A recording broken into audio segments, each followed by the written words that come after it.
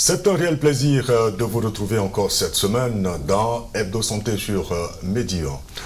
Nous abordons dans ce numéro un sujet aussi sensible que préoccupant, la dépigmentation artificielle, un phénomène en forte progression dans plusieurs pays d'Afrique et qui n'est pas sans conséquence sur la santé générale des personnes qui s'y adonnent. Quels sont justement les dangers liés à cette pratique et qu'en est-il de la prise en charge ? On saura davantage dans cette émission grâce à des spécialistes avec moi sur ce plateau. Monsieur Do Marcella, qu'on retrouve avec beaucoup de plaisir. Bonjour Monsieur Do. Bonjour. Alors vous êtes conseiller dermatologique, coordonnateur national du programme de prévention contre les maladies liées à la dépigmentation artificielle en Côte d'Ivoire. Vous êtes le président de l'ONG CEMSI. CEMSI, ça veut dire quoi? CEMSI signifie Centre d'éducation médicale et citoyenne de Côte d'Ivoire. Waouh! Vous êtes également président du collectif des ONG de lutte contre la dépigmentation artificielle en Côte d'Ivoire. En tout cas, merci pour l'honneur que vous nous faites. Je suis honoré D'être toujours avec nous sur le plateau quand on a besoin de vous. Notre deuxième invité se nomme Dr Djamban Taye Pulchéri. Bonjour docteur. Bonjour monsieur. Vous êtes psychologue et coordonnatrice projet de l'ONG Lawalbi. C'est bien cela. D'accord. Ce qui signifie l'ami des enfants. C'est ça. C'est en quelle langue? C'est en langue adjoukru et goua. C'est une combinaison des deux langues. C'est des langues ivoiriennes. Hein? Bien entendu. D'accord. En tout cas, merci d'avoir accepté de participer à cette émission, docteur. Je vous en prie. Et à nouveau, bienvenue à tous les deux sur le plateau d'Hebdo Santé pour mettre encore au grand jour les méfaits de la dépigmentation artificielle. Alors, je le disais donc à l'instant, c'est un phénomène qui est malheureusement en forte progression dans de nombreux pays sur le continent, docteur Djamban Taye. Oui, il faut dire que la dépigmentation, effectivement, est un danger public et malheureusement qui touche notre société et qui touche aussi toutes les couches sociales. Il faut dire que la dépigmentation aujourd'hui est à portée de main. Justement, quand vous avez dit c'est à portée de main, ça veut dire que tout le monde peut se dépigmenter facilement avec des moyens tant traditionnels, tant artificiels, tant disons chimiques pour vraiment dans l'objectif de se faire belle anti-greffe. Donc c'est un phénomène qui aujourd'hui a pris, je vais dire, plusieurs formes. Oui, plusieurs formes. Alors, Monsieur Do, les différentes formes aujourd'hui de la dépigmentation, c'est un phénomène qui a plusieurs visages aujourd'hui. Hein. Oui, parler des formes de la dépigmentation, je pourrais plutôt illustrer cela sur la facette des différentes pratiques de la dépigmentation. Comme je le dis généralement, il y a également la version de l'usage des topiques, par exemple, qui est une application directe sur la peau. Vous avez également les versions injectables, donc parler des intrants également, qui se résument et là également qui présentent une valeur plus drastique en termes de conséquences et qui réagissent de façon plus curative. Donc, à cela, nous avons, j'allais dire, plusieurs méthodologies mises en place que nous avons constaté malheureusement qui envoient la dépigmentation à une certaine croissance criarde.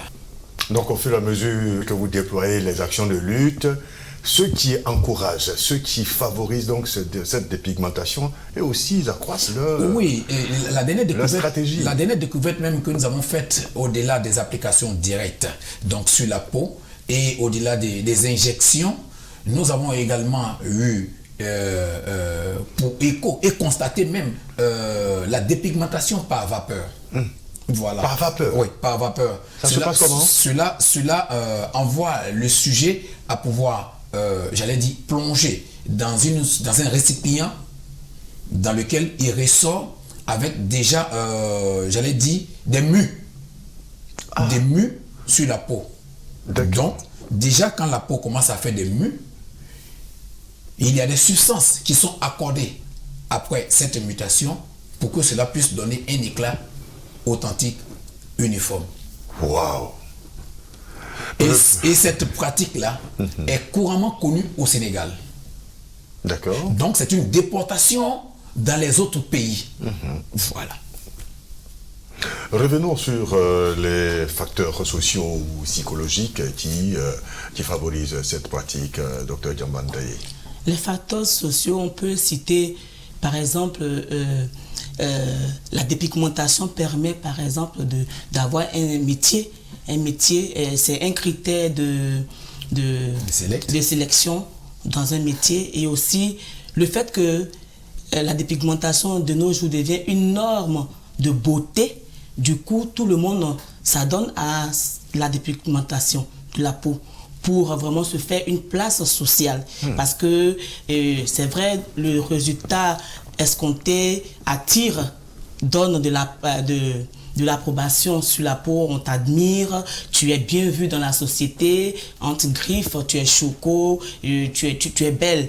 Mais les conséquences restent à désirer, franchement. Et justement, les conséquences sont, M. Do, les conséquences sont vraiment fâcheuses. Hein. Alors, je voulais dire qu'il existe trois grandes classes de conséquences. Je voudrais commencer par les conséquences émotionnelles. Et ensuite, vous avez les conséquences qui sont des conséquences physiques. Par exemple, les muqueuses, vous avez des ochronoses, ce que les gens appellent généralement les mamies. Vous avez les acnés qui peuvent surgir. Vous avez également les stries achromiques. Je vais aller plus loin pour parler des vergetures, l'âge, qui laissent, j'allais dire, une présence peu esthétique, voilà, à vue d'œil. Sans oublier les odeurs suffocantes qui sont à apprécier. Mais au-delà, vous avez des maladies métaboliques, telles que le cancer des peaux et même des sangs. Vous avez l'insuffisance rénale, vous avez le diabète. Donc, ces maladies-là peuvent être, vous avez l'hypertension également, donc ces maladies peuvent être acquises selon le type de produit utilisé par le sujet. Ça, on ne le voit pas à l'œil nu. Hein. Non, ça, voilà. On ne peut pas le voir à l'œil nu. Mais généralement, ceux qui s'adonnent aux injections, elles ont la forte chance de pouvoir se retrouver avec les maladies métaboliques et même voir la stérilité. Wow. Donc, la dépigmentation est une pratique assez désastreuse qui laisse beaucoup de conséquences dramatiques. J'aime le dire très souvent, c'est un feu de paille qui vous conduit très rapidement au cimetière. Voilà. Si pour le regard des hommes, si on doit se faire désirer, si on doit être belle pour, j'allais dire, stimuler le regard des autres, finalement, on n'est plus nous, on est l'autre. C'est ça. Alors, mais pourquoi est-ce que, je vais dire, certaines personnes, généralement, ce sont des femmes, hein, oui. Pourquoi est-ce qu'elles se retrouvent prises au piège de ces produits? Est-ce que ce sont des produits qui ne sont pas contrôlés? À la réalité, je veux parler singulièrement de la Côte d'Ivoire. Nous avons des structures qui sont mises en place pour réguler ce secteur et qui le font. Vous savez, le boulot, il est très colossal et on ne peut pas leur en vouloir à 100%. Mais au-delà de là, vous avez les contrebandiers, vous avez plusieurs firmes industrielles clandestines qui existent. Et tous ces structures-là se retrouvent avec leurs produits sur le marché. Le consommateur, il ne peut pas vérifier qu'est-ce qui est conforme, qu'est-ce qui n'est pas conforme. Lui, il est dans la volonté de venir acheter un produit, aller juste s'embellir. Et c'est comme ça qu'il se retrouve dans le piège. Et acheter des produits qui ont avec des étiquetages, j'allais dire, excitantes, attirantes, séduisantes et consorts. Puisque ces étiquettes-là ont des images qui sont illustratrices. Et donc, avec des images qui interpellent sur le fait que quand tu utilises ce produit, voilà ce que ça donne comme résultat. Vous savez, la majeure partie des femmes, elles courent vers la perfection de l'éclat épidermal. Tout à fait. Et malheureusement, elles se retrouvent au piège, ne connaissant pas le contenu du produit, elles se retrouvent malheureusement piégées avec le désastre peu esthétique que cela leur laisse. Dans les actions que vous menez, est-ce que, je vais dire, vous vous attaquez également à ces produits, bien sûr?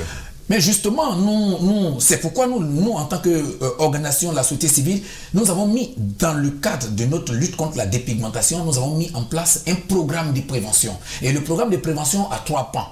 Le premier pan, c'est d'abord l'information et la sensibilisation de la population. Le deuxième pan, c'est la prise en charge médicale de la victime de la dépigmentation. Et c'est gratuit. Et le troisième pan, c'est la dénonciation. Et nous sommes en plein dans le flot de la dénonciation à l'heure où je vous parle actuellement. La dénonciation va consister à quoi? Si moi j'ai quelqu'un dans mon entourage qui pratique, je vous appelle, c'est ça? Nous, la dénonciation a plusieurs aspects. La dénonciation qui a un projecteur sur les produits cosmétiques non conformes. Ah, d'accord. Et la dénonciation sur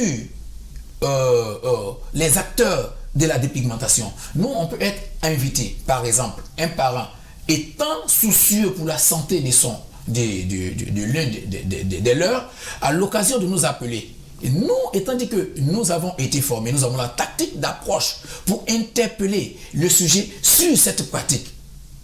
Nous avons l'occasion de pouvoir côtoyer cette personne pour pouvoir échanger amicalement, l'aider à comprendre les conséquences auxquelles. Parce que généralement, il y a l'ignorance qui prime. L'ignorance prime. Nombreuses personnes sont engagées dans la dépigmentation par ignorance. Parce que je ne crois pas qu'on puisse dire à tel qu'en faisant cette pratique, on court à une perdition de vie ou à une privation de santé pour qu'on puisse, j'allais dire, s'encourager à y demeurer. Alors, on a vu une vidéo où vous étiez en train d'échanger avec une victime. Je voudrais qu'on voit cette vidéo-là, où vous étiez en train de demander à la victime quel produit, elle ne sait même pas quel produit elle a utilisé. C'est hein. cela. On va voir ensemble cette vidéo. Là, je suis avec Kabore Rasmata, qui a été carrément victime de l'usage d'un type de produit qui malheureusement lui a laissé tous ses soucis. Tu sais quel produit tu as utilisé, Ras? Non. Tu ne sais pas. D'accord.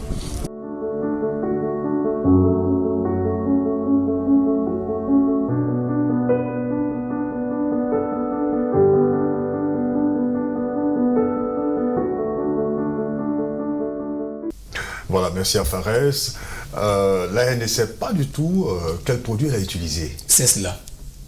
Elle ne sait du tout quel produit elle a utilisé. Mais vous avez raconté un peu l'histoire, comment est-ce que là, elle s'est retrouvée dans cet état? Mais comme toutes les femmes, elles sont dans le souci de pouvoir, j'allais dire, se rendre belle. Donc, elle est allée sur le marché acheter un produit qui lui a été proposé par le commerçant. Elle a acheté le produit et en une utilisation, elle s'est retrouvée là. En une utilisation, En ça son n'a pas été... utilisation, elle s'est retrouvée avec tout ce que vous voyez comme désastre. Et donc, vous savez, généralement, l'Afrique est très riche en l'art oratoire, surtout en automédication.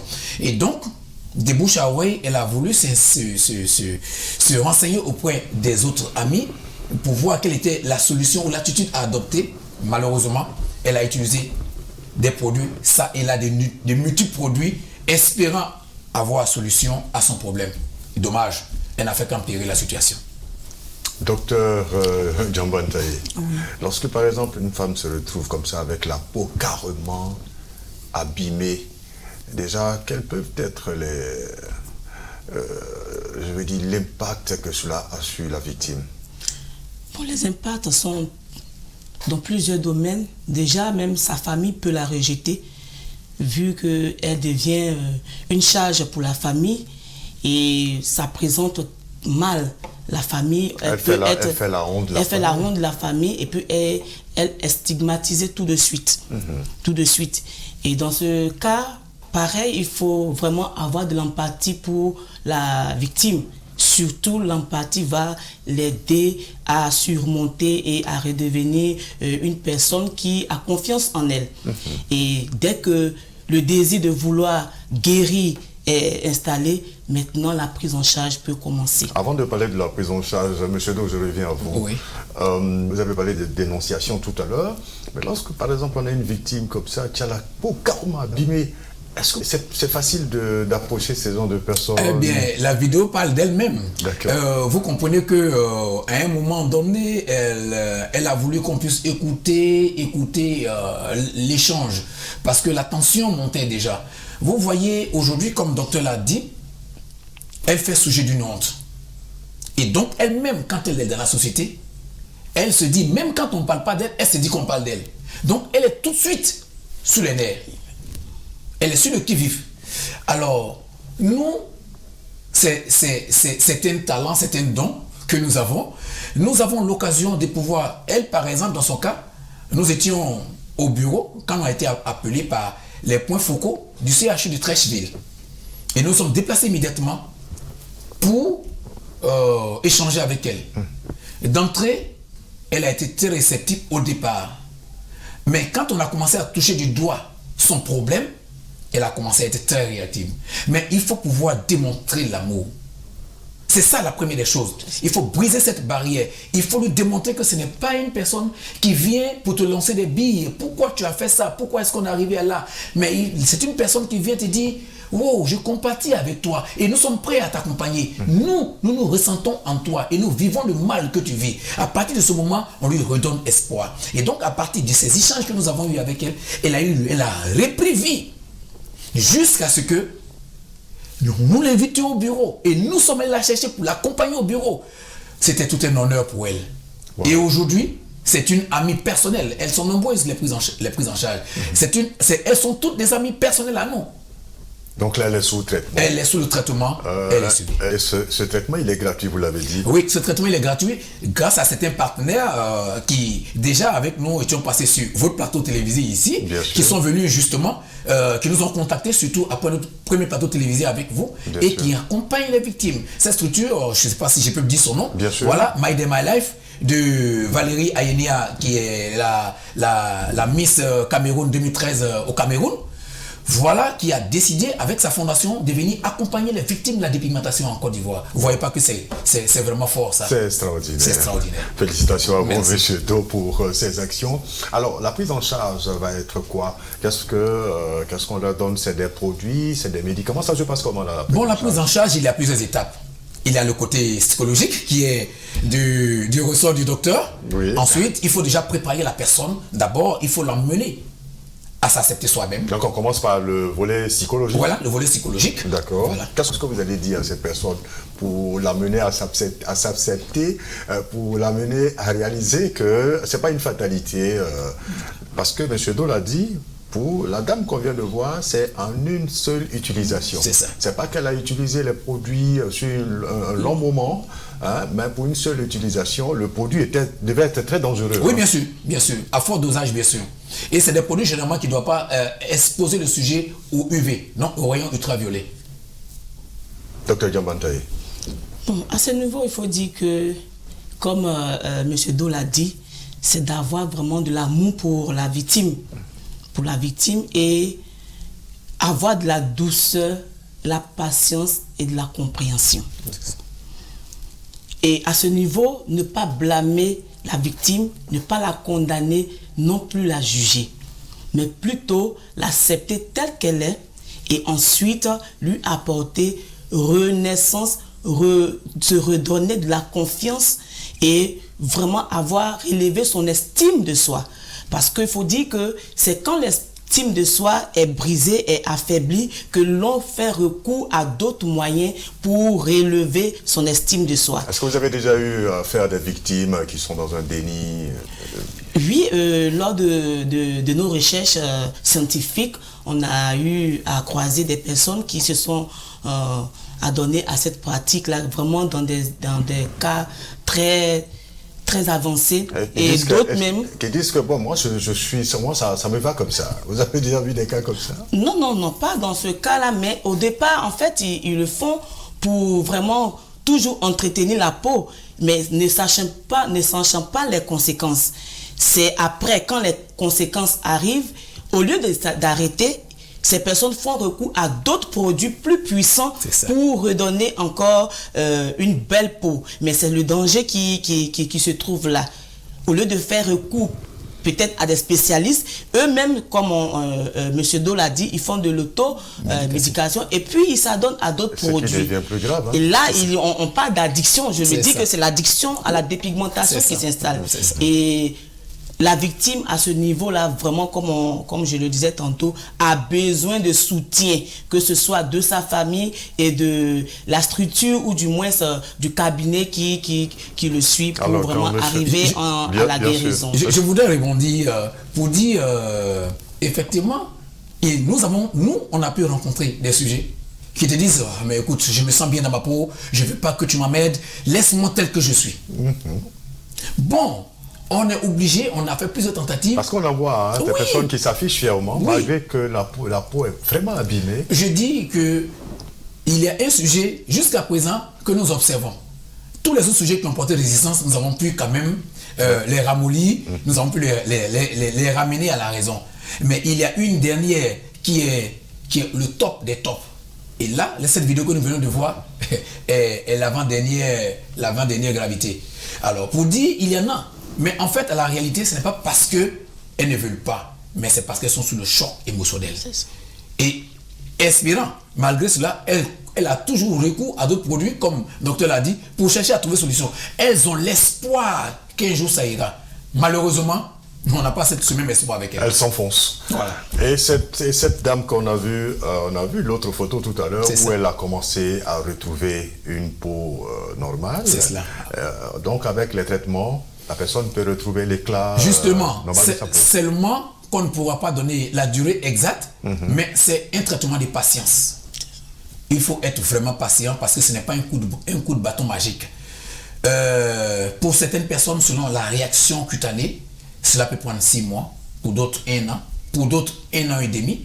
Sinon, il y a certains qui ont été pris en charge parce qu'il y a des hommes qui figurent. Il y a même des bébés que nous recevons également.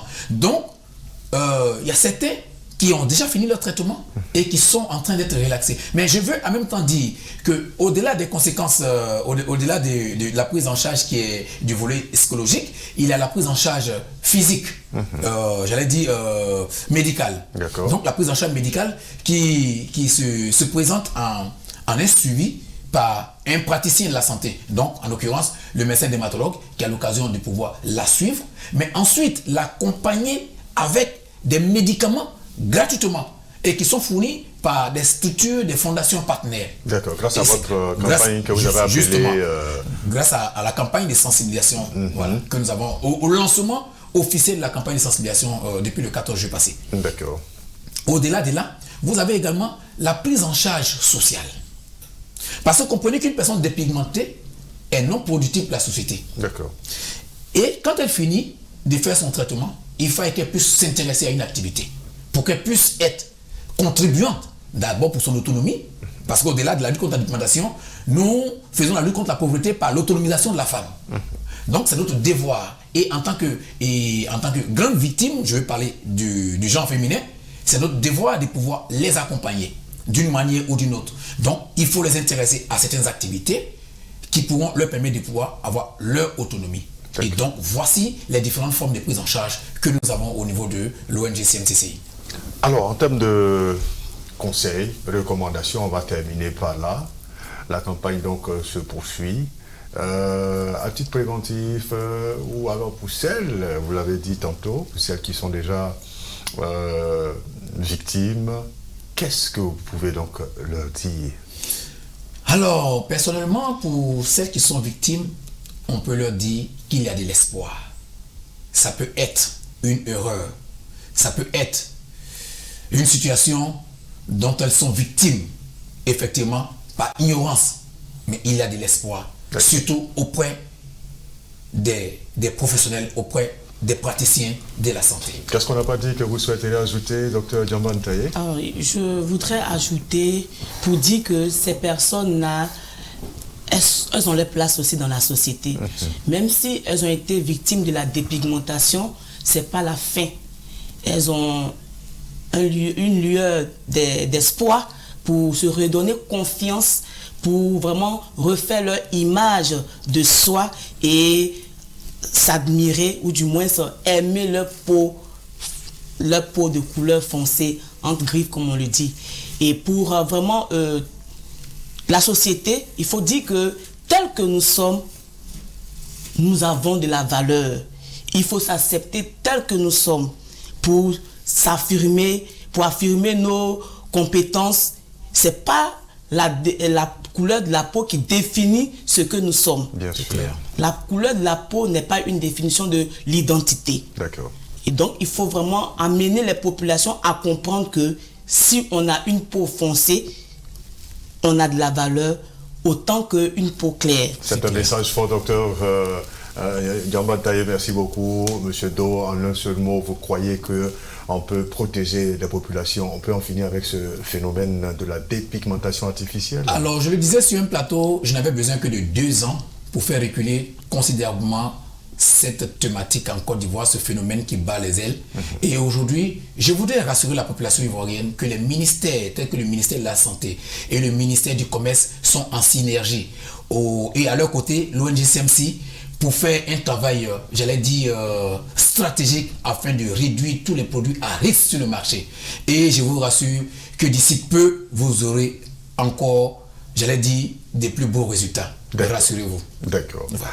En tout cas, merci à vous pour toutes ces informations. Je pense que toutes ces personnes qui ont suivi cette émission, avec l'intervention de la victime qu'on a vue tout à l'heure, je pense que ça va décourager tous les candidats à la dépigmentation artificielle. Merci à vous, Dr Djamban Taye Pulchéry. Je rappelle que vous êtes psychologue et coordonnatrice projet de l'ONG l'AOLB. Merci en tout cas d'avoir été là. Et à vous, Monsieur Do Marcella. Vous êtes conseiller dermatologique, coordonnateur national du programme de prévention contre les maladies liées à la dépigmentation artificielle en Côte d'Ivoire et président de l'ONG SEMSI, également président du collectif des ONG de lutte contre la dépigmentation artificielle en Côte d'Ivoire. Revenez-nous très vite pour qu'on puisse suivre un peu l'évolution de cette lutte-là contre ce phénomène. C'est la fin de ce numéro d'Hebdo Santé. Fares Sakora, Nord Dosso et Jean-Marc Grancé l'ont réalisé. Merci à vous de l'avoir suivi. Prenez surtout soin de votre santé. On se dit à très bientôt pour un autre numéro sur Médian.